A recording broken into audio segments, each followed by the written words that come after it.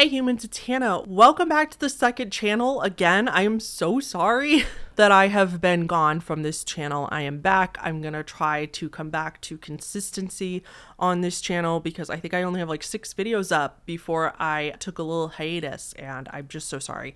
The biggest thing is I've just been so unbelievably busy on the main channel. I've just had a lot of sponsorships there. They're all brands that I really like, and I did not want to pass up the business, and so time is of the essence, and I'm on a really strict schedule over there. So I'm sorry. Here we are. We're back. We're gonna do more scary stories. These are listener scary stories, subscriber scary stories, and as always, if you guys want to submit your own scary story and have a chance of it being read on this channel, please send it. Taylor, my editor, always puts my info on the screen. Instructions will be below in the description, as well as Taylor's link in the description if you want to check out her page, because she's a really great video editor. So yeah.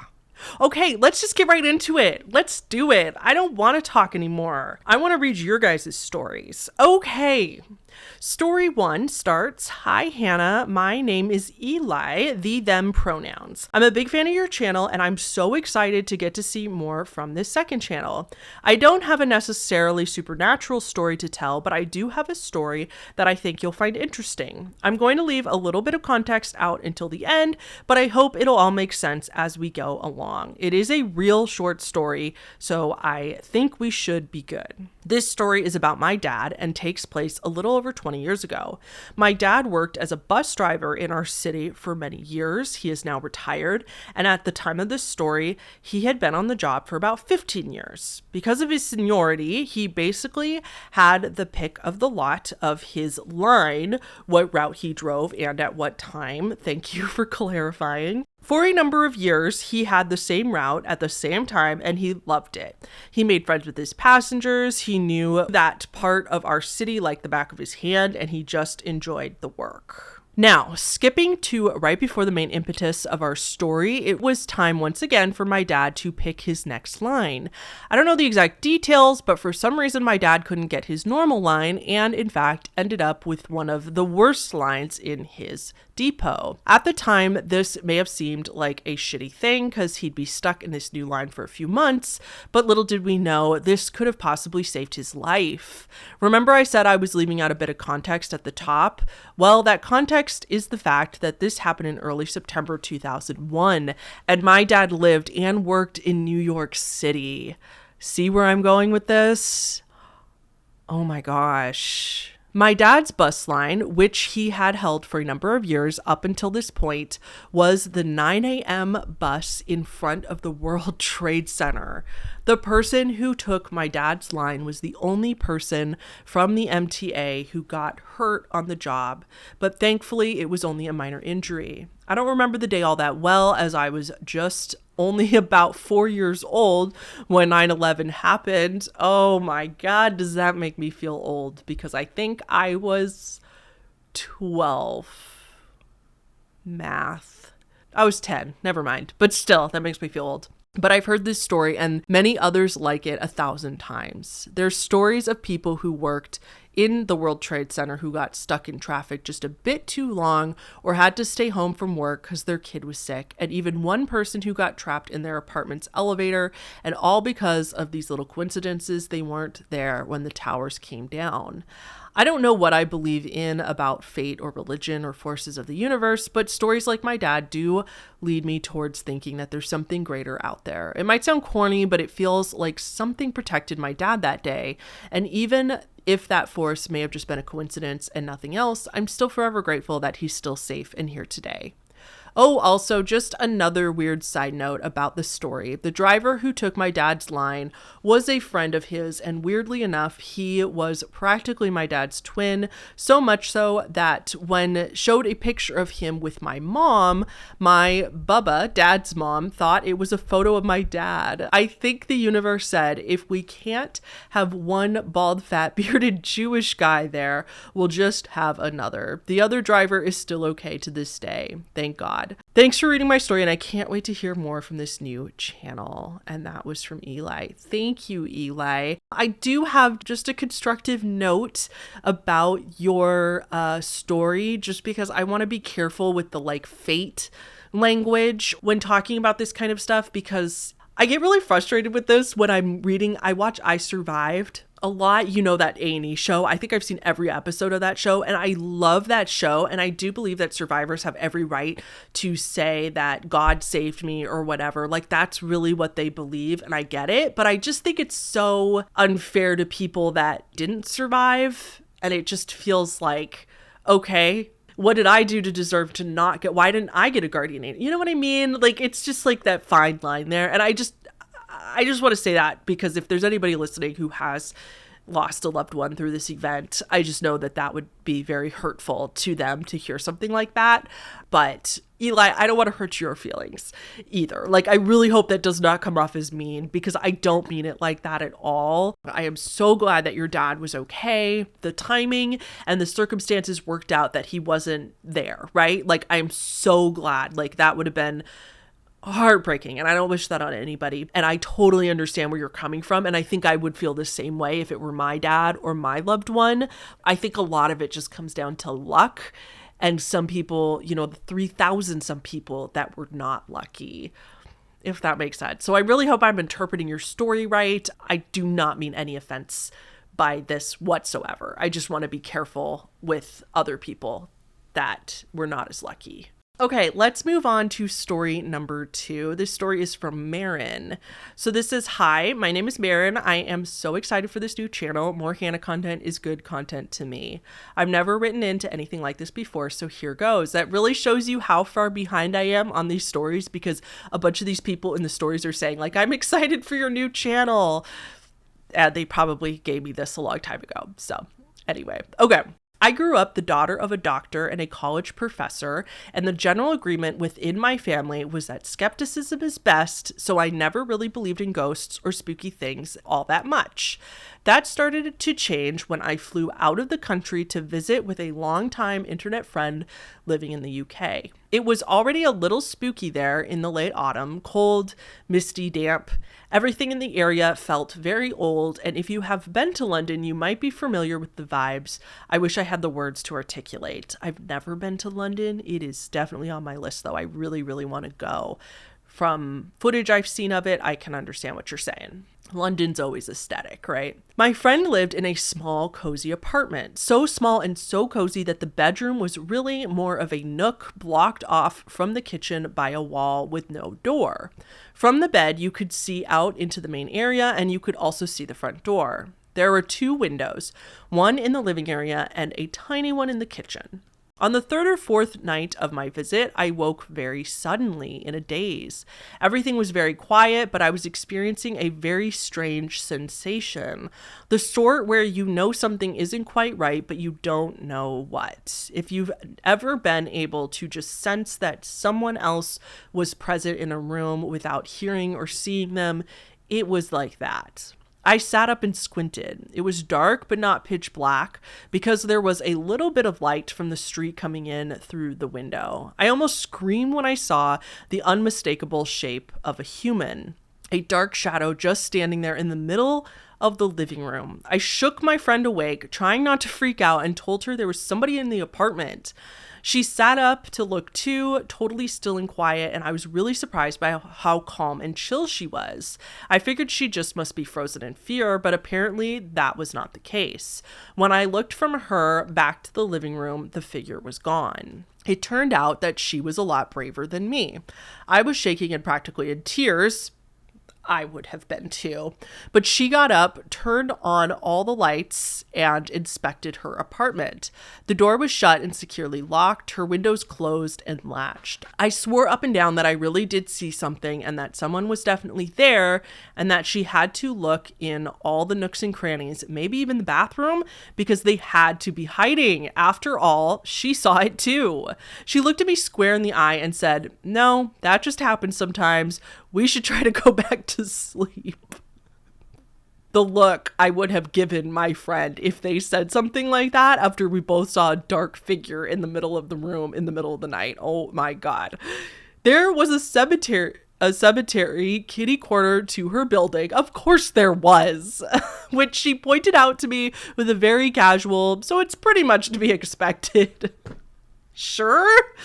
I'm still inclined to be skeptical, but that night really, really rattled me, and now I'm just not sure. If I had been the only one to see it, I would have just assumed that I had been dreaming or that my eyes were playing tricks on me in the dark, but she confirmed for me several times that she saw it too, and that it was not the first time she had seen something in her apartment. Sorry, guys. I know they're called flats there.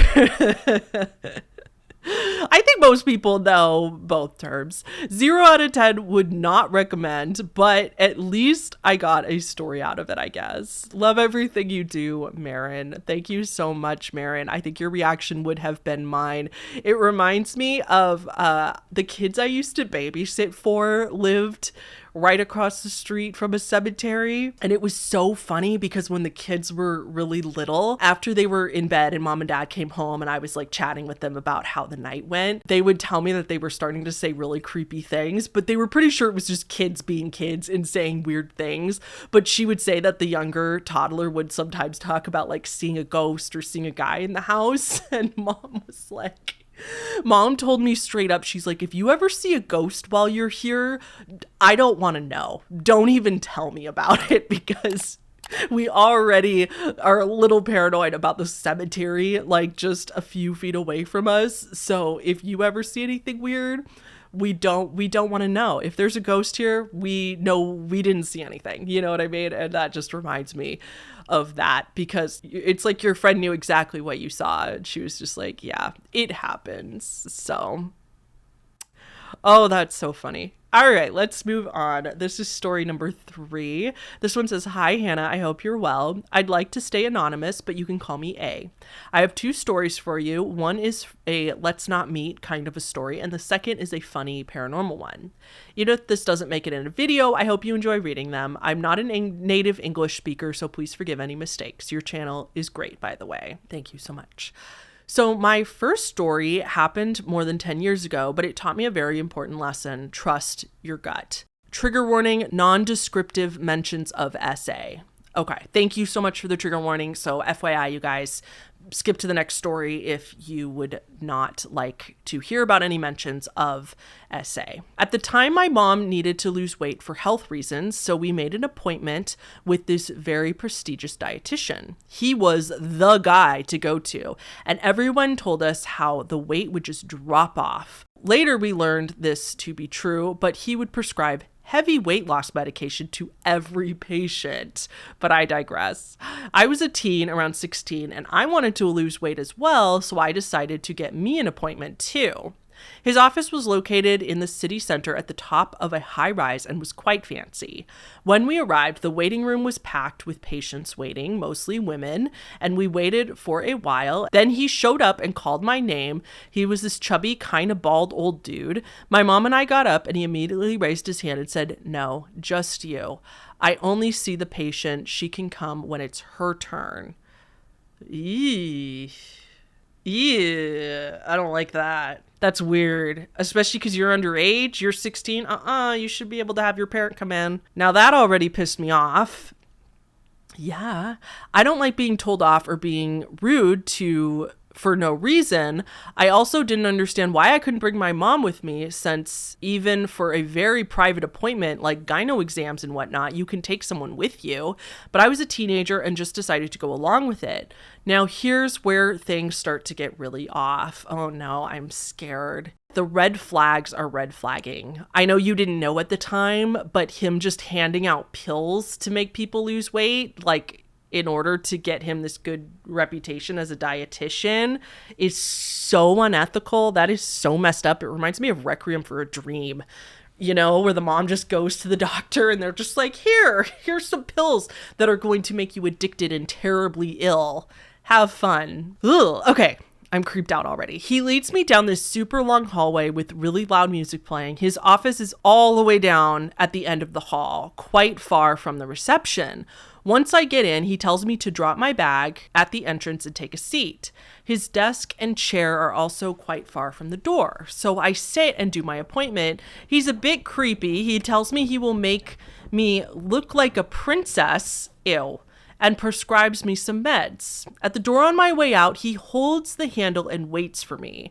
I offer a handshake, and this man hugs and kisses me on the cheek, but only because I intentionally turned my face, or I swear he would have kissed me on the lips. I get to the reception feeling really off. Yeah, because somebody just SA'd you. But it's my mom's turn, so she goes and has her appointment. On the way out, I told her how everything felt off and I didn't like him. I found him invasive and disrespectful and wouldn't be taking his meds or coming back. I have chronic depression and was in therapy for only 2 years when this happened, so I was still trying to understand myself, my feelings, and my boundaries. Sure, of course, I don't think anybody would know what to do in that situation. It seemed like it happened so fast you didn't even realize something was off until afterwards. My mom said maybe he was just a bit old-fashioned. Apparently nothing weird happened in her appointment, so we go home and that's that. Yeah, because that's your mom, and he obviously was like, this was intentional. He is clearly using his position of power to take advantage of people, because you being underage, that's what a creep. Okay. Or would have been if this motherfucker had not been arrested for essaying various patients. There it is. One of the victims came back to the office with the recording device in her pocket and confronted him about it, to which he admitted to her that it did happen. But can we talk about the fact that you were essayed too? Like, what you happened, just because he didn't kiss you on the lips, that was an attempt, and him hugging you and kissing you anywhere is completely inappropriate for a medical professional. That's absolutely abhorrent. Can we take a moment to appreciate the pure braveness of this woman for going back to get proof? Seriously, to go into that position again, knowing how creepy he is. Oh, and the fact that he was telling the moms that they couldn't come back. Oh, okay. With this in hand, she went to the police, and after his arrest, more and more ex-patients started coming forward with their stories. Now it all makes sense. Him not allowing you to bring someone with you, the loud music, and the faraway office, asking you to drop your bag and phone in the entrance. His office was his hunting grounds, and I have been there. This story still haunts me to this day, but it is a good lesson to never ignore your instincts. If your gut says there's something wrong and you should leave, please just leave. In the end, he was arrested and sentenced to prison. I don't remember for how long. He also lost his license, thank God. And in a brilliant irony of fate, where his old office was, now stands a clinic specializing in women's health, and 95% of the staff are women. I also never go to any new doctor unaccompanied, and I always demand female professionals if I'm alone. I totally understand that as well, and you have every right to do that. I don't know about you, but I've also been in, you guys know, I have Crohn's disease, and when I was going through it, I had to go to a colorectal surgeon a lot. I have had the most invasive procedures that anybody could have, because a colorectal surgeon, they stick their fingers up your butt a lot, and then they stick other things up your butt too to look up there, and it's all like, my colorectal surgeon was wonderful and their office was great, and this is what every office should do. Because he was a male and I was a female, he would have a female medical assistant in the room with me at all times, so she would leave when I was just talking to the doctor and just asking questions, but for the actual exam he would have her be in the room, and she wouldn't look. She even turned her back to the corner so that she wasn't like actively watching us, but she was there just so that there would be a witness for both of our safety, so that I didn't accuse the doctor of doing something that he didn't do, so that she'd be a witness for that, but also to advocate for me and to make me feel more comfortable. And I'm like surprised he didn't ask you to drop your pants. Like, what the hell? This guy is such a creep. The biggest thing I want you to take away out of this, and I'm sure going to therapy, I hope you know this on your own. I'm sure I give you all the credit. I'm sure that you have come to this conclusion on your own, but just in case you haven't, like, just a reminder that if something like this has ever happened to anyone, it's not your fault.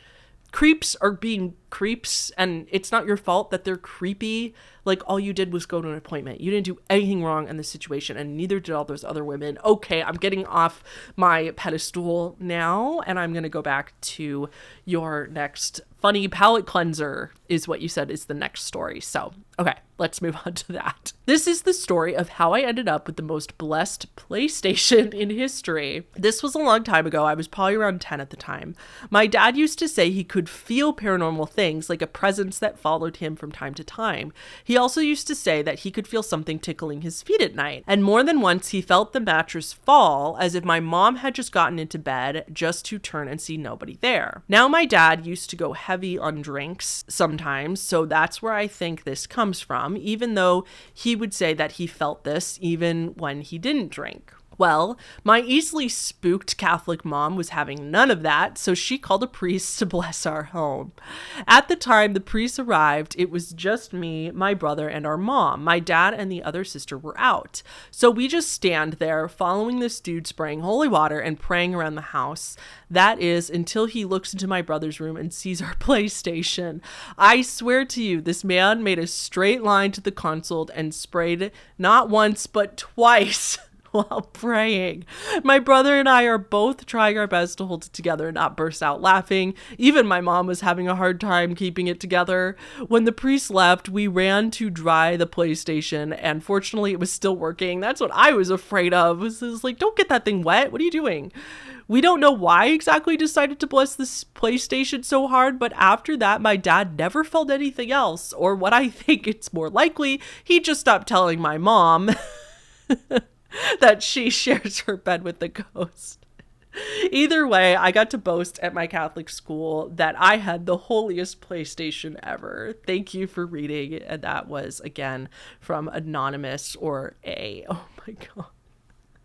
I love that. I love the PlayStation story. Thank you for the palate cleanser. I appreciate that, because that first story gave me all the creeps. Okay, let's move on to the next story for today. This one goes, "Hey Hannah, it's Human. I preface this email by mentioning that I would like to remain anonymous, and I have went ahead and not included any names for privacy reasons.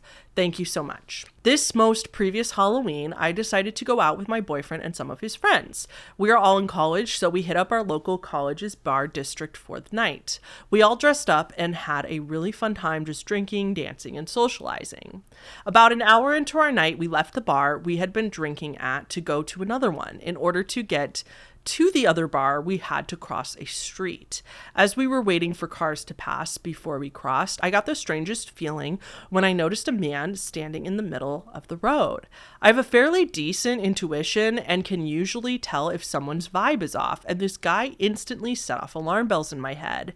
He was standing in the middle of the street, even though cars were driving by, and was looking around at everyone passing him. He was also wearing a huge coat and kept his hands in the pockets the entire time.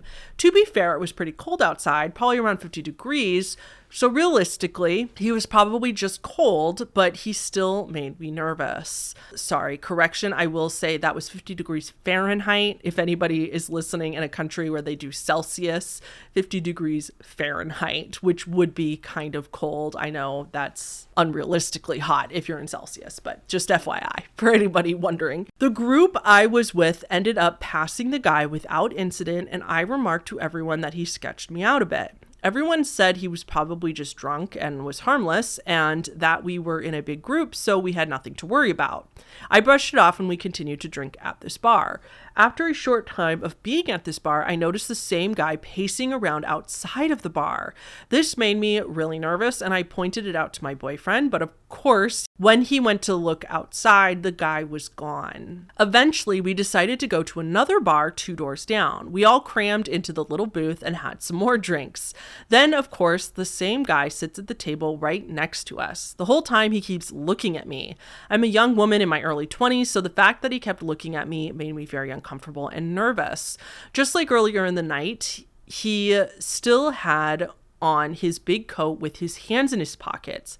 I told our group that I was uncomfortable and wanted to leave, so everyone finished their drink and we decided to go to our last bar of the night. Once we were outside the bar, we all stood on the curb discussing where our last stop of the night should be. To my horror, the same guy walks up to me and my boyfriend and stands uncomfortably close to us. For context, my boyfriend and I have extremely lazy costumes on. We dressed as scientists, which essentially was just regular clothes with a lab coat on top and lab goggles on our heads. He then asked us, so y'all are really scientists? Do you all know anything about chemically altered cigarettes? What? My boyfriend, of course, stands between me and the guy, considering I had been telling him all night about how uncomfortable this guy was making me. My boyfriend told him to fuck off, and the guy left, and that was that. Maybe I was just drunk and paranoid, but I know for a fact that the guy was following us all night long. Because how could it be just a coincidence that he was showing up at all the bars we were? Anyway, creepy dude from the bar, let's not meet again. That is so creepy. You're anonymous, right? Yes, that is so, ew, what the hell? I have full confidence that he was following you around. Anybody who's a woman or femme presenting understands this concept of feeling like somebody's following you. And I'm really glad that your boyfriend stood up for you, because I feel like a lot of the times guys don't understand their own privilege. When I've told stories of things happening to previous boyfriends before, they really have brushed me off. They've really been like, oh, well, he was probably just drunk, or like, oh, I don't think he meant anything by that. Like, I think you're just being paranoid and stuff. And it's like they minimize what you went through because they've never experienced it. They have no idea what it's like to feel creeped out by some random guy, or feeling like you're being followed home, like all that stuff. So I just really appreciate it when guys like step up and they take it seriously, and they'll like use their privilege to defend you, to get that other male to back off. I don't know. I appreciate stuff like that. So yeah. I know I would have thought that guy was following me too. Okay, let's move on. This is story number 5. So this story starts, hey Hannah, it's human. That's so funny. I picked 2 people in a row that said, hey Hannah, it's human. Megan, aka Glasses McDorkface. Absolutely love your channel, and I'm so happy I found you. So pumped for this second channel as well. I love the viewer submitted stories. They're so fun to listen to. Anyway, please excuse my terrible storytelling. You're excused. So to preface this, I had been diagnosed with a disease called Graves' disease when I was 6, and I had to get a total thyroidectomy, thyroid removal, at age 11. For those of you that don't know, your thyroid is in your neck area. For the surgery, I was obviously put out, but thing is, I woke up during the surgery. I wasn't actually awake in the general sense, but could feel the cold table underneath me and could feel tugging on my neck area, but luckily no pain. Okay, good. Oh my gosh. I could even hear the surgeons too, and I felt the oxygen mask on my face, and I remember it feeling super itchy, and I wanted to reach up and adjust the mask, but I couldn't move a single finger or open my eyes. I wanted to somehow alert them that I was aware of what was happening, but physically couldn't. I was afraid of feeling pain, which again, luckily didn't happen. Oh my God, it's like sleep paralysis, except induced, and somebody's cutting into you at the same time. I had a sort of out-of-body experience as well. It was like I was floating over myself while watching myself getting the surgery. I could see myself on the table and could see all the surgeons and their surgical instruments, as well as a bright light over me. It seemed like I was hovering over my body almost. At some point, after I don't know how long, I went back to sleep, and I don't remember anything until I came out of the anesthesia. But I remember the experience I had so clearly. It was, if I remember correctly, around a 6-hour surgery, but I only remember that small bit of being awake of my surroundings and nothing else. Honestly, I thought it was just a weird, super vivid dream until I heard that other surgery patients have had the same experience as me. It's not very common, but it happens. Luckily, it wasn't super scary to me, just weird, but still scary in a way nonetheless. Anyway, yeah, that's my story. I have some paranormal ones for the future, but I figured I'd start with this since it's something a little different. P.S. A little fun fact, surgeons really do play classical music when performing major surgeries, or at least mine did. Oh, that is actually a fun fact. I like that. That's interesting. I'm kind of surprised that some surgeons are allowed to play music, but I guess as long as it's nothing distracting. I mean, I don't care what my surgeon does as long as they're still surgerying well. But it's like in Scrubs, remember Turk would always be like listening to his music during surgery. I always wondered how true that was. I have heard of this happening before, of people that some people do wake up during anesthesia.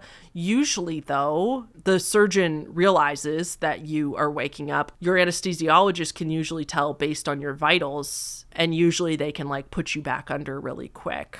At least that's my understanding of it. I'm not an anesthesiologist, but any anesthesiologists, nurses, or doctors out there that want to chime in on this one, that would be really interesting. Even if you're not an actual doctor or nurse, but you just have experience with this, that would be really interesting to know. And I'd also be curious to know if you told them. Did you like let them know after the surgery so that maybe like that would help them learn in the future, like the signs, look out better for signs of people not being fully under?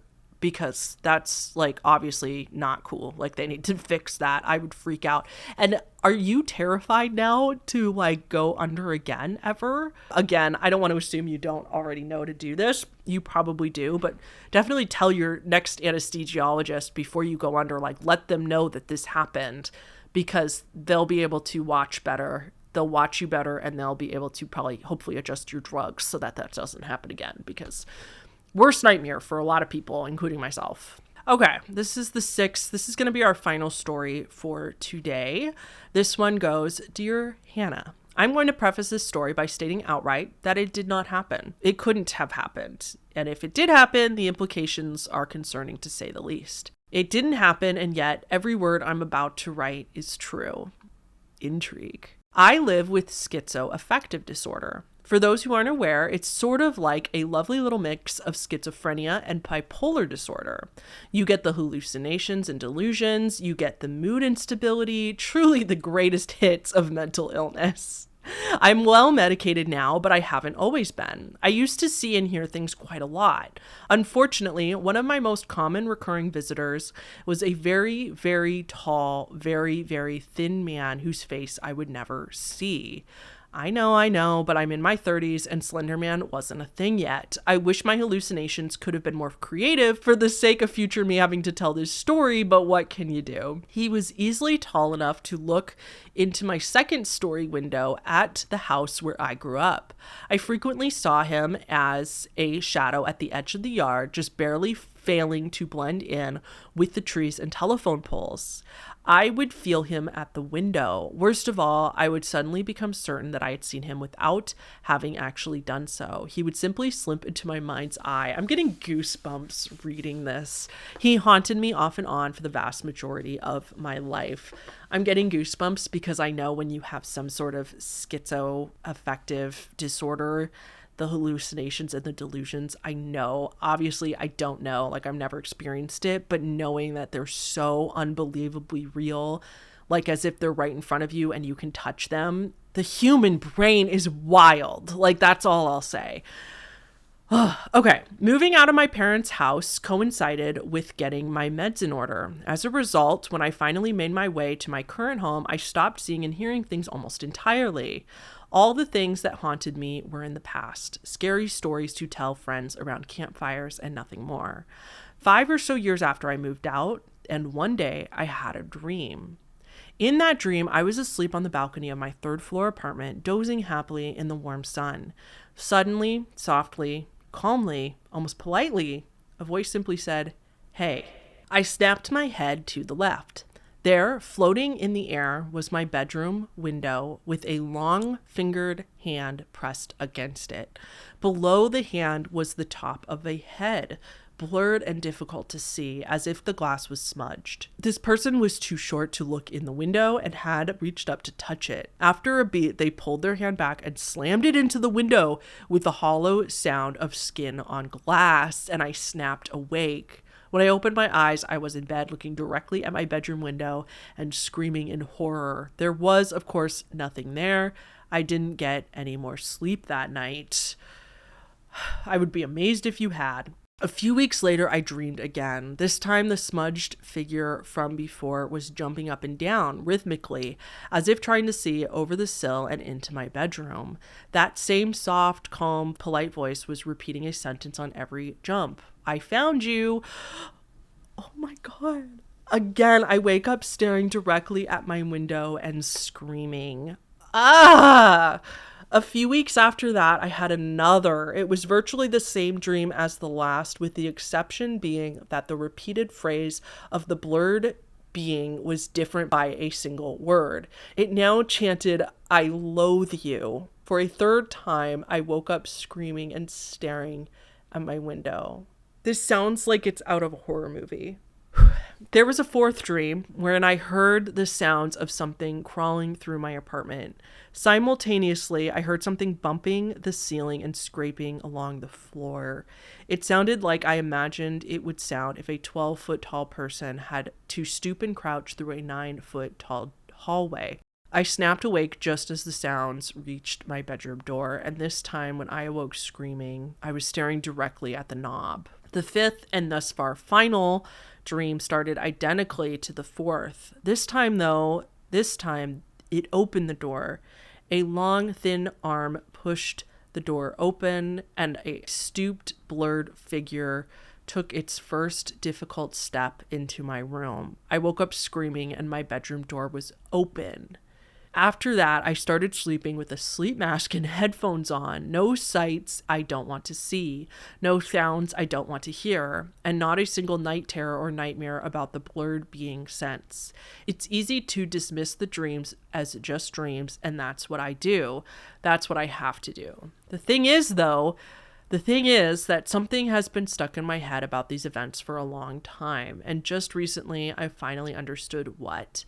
The blurred being, unnatural as it was, always obeyed the laws of physics. It never changed size, never. It couldn't jump high enough to see in my window. It had to crawl through my apartment. If it was some mental phantom following dream logic, why did it have to jump at all? Why did it have to reach above its head to touch the window? Why did it have to crawl through my hallways? Why did it have to open my door? Why did it take years to find me? I have to believe that I imagined this thing as a child and dreamed of it as an adult. I have to.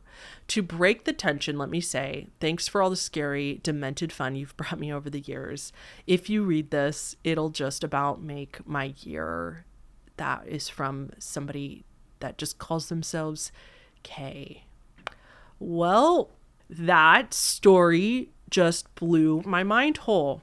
Oh my God, I'm going to be thinking about that the rest of the day.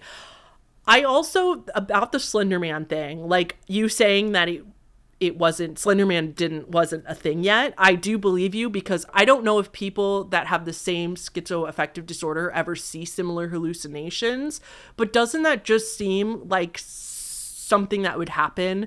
That it's like Slenderman is fake, yes, but like he is based off of somebody's hallucination. Like I would just bet my money that it was somebody that had a dream about him or something like that and got inspired to create that story. So I totally believe that your mind saw him before he existed on the internet. I don't know what else to say to that story other than the fact that I am thoroughly creeped out. I'm so glad that you have your meds in order now. Like, I'm glad that you're not suffering from these hallucinations now, but the fact that you were still dreaming this after having your mental illness under control is just, I hate it. I hate this so much. And I say that with so much love for you, Kay. I hate this for you. I don't think I would sleep if I was having dreams like this. That's so unbelievably creepy. I don't know what else to say. Okay. Nope, it's fine. It's fine. I'm gonna just pretend I never read it. I don't know. No, I'm just kidding. We're gonna end the video there though, because I have to, because I'm all paranoid and freaked out now. But that's why I love reading these stories. That's why I love getting stories from you guys for stories like this. I feel like I got a really good group of stories this time too. Not a lot of paranormal. All this stuff was a lot more based on true events, which I also really love.